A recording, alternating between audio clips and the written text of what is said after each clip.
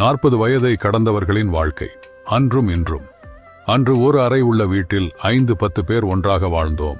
இன்று 5-10 அறை உள்ள வீட்டில் ஒருவர் இருவர் மட்டும் வாழ்கிறோம். அன்று 1000 பேருக்கு உதவி செய்தவன் யாரிடமும் விளம்பரம் இல்லாமல் வாழ்ந்தார்.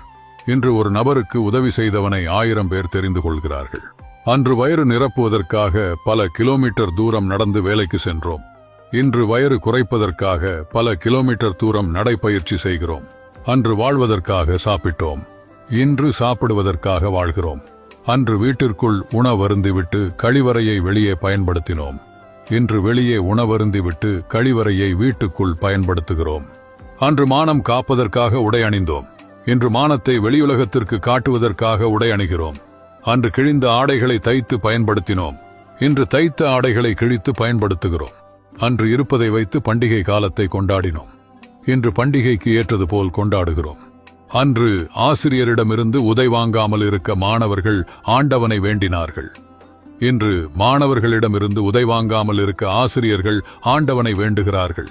நாம் கடந்து வந்த பாதை திரும்பி பார்ப்பதற்கு 40 வயதை கடந்த நம்மால் மட்டுமே